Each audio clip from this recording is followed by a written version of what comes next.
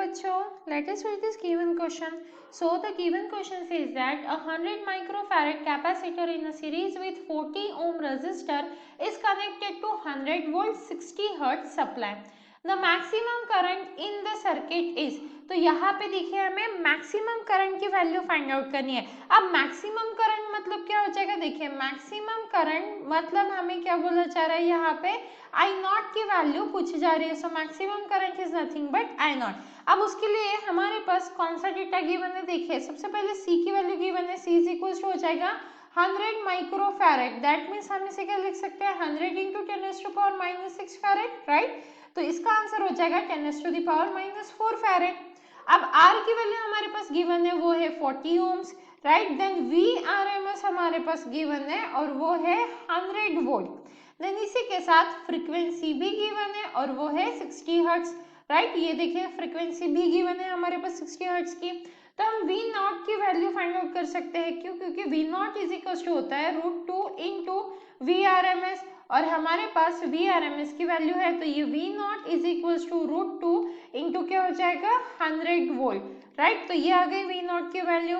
अब क्योंकि ये जो है RC दिख रहा है, L की बात ही नहीं हो रही है, मतलब ये क्या है, सीरीज RC सर्किट है, तो हम Z इम्पीडेंस फाइंड आउट कर सकते हैं R² प्लस XC² करके, राइट। तो यहाँ पे XC के बदले हम क्या लिख सकते हैं, 1/ωc, और क्योंकि यहाँ पे XC का स्क्वायर है इसीलिए क्या हो जाएगा यहाँ पे R² प्लस 1 यहाँ पे हो जाएगा ओमेगा का स्क्वायर और C का स्क्वायर।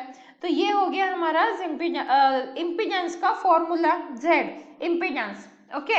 अब हमें एक और चीज पता है, that is omega is equals to twice pi mu, मतलब फ्रीक्वेंसी।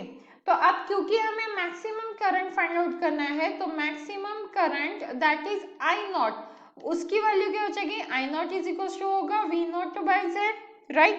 अब वैल्यूज को सब्स्टिट्यूट करेंगे, I not is equal to V not के बदले हम क्या डाल सकते हैं, 100√2 डालेंगे, और Z के बदले हम क्या लिख सकते हैं यहाँ पे √R² प्लस 1 और ओमेगा के बदले हम क्या डालेंगे, twice pi mu.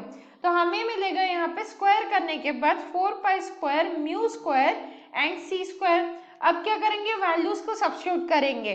So I not is equal to 100√2 and divided by क्या हो जाएगा यहाँ पे √, यहाँ पे 40 का स्क्वायर क्योंकि R का स्क्वायर है, प्लस 1 यहाँ पे तो 4 इंटू 3.14 का स्क्वायर इंटू म्यू का स्क्वायर मतलब 60 का स्क्वायर एंड इंटू क्या हो जाएगा यहाँ पे 10⁻⁻4 का square.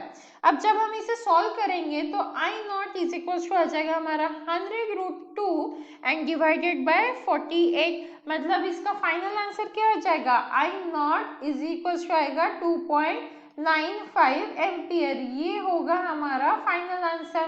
So if you check your options, कौन सा ऑप्शन मैच कर रहा है, हमारा ऑप्शन डी जो है वो परफेक्ट मैच कर रहा है, बिकॉज हमारा आंसर है 2.95 ampere. So the final answer for this question is option D, and I hope you understood it well. All the best.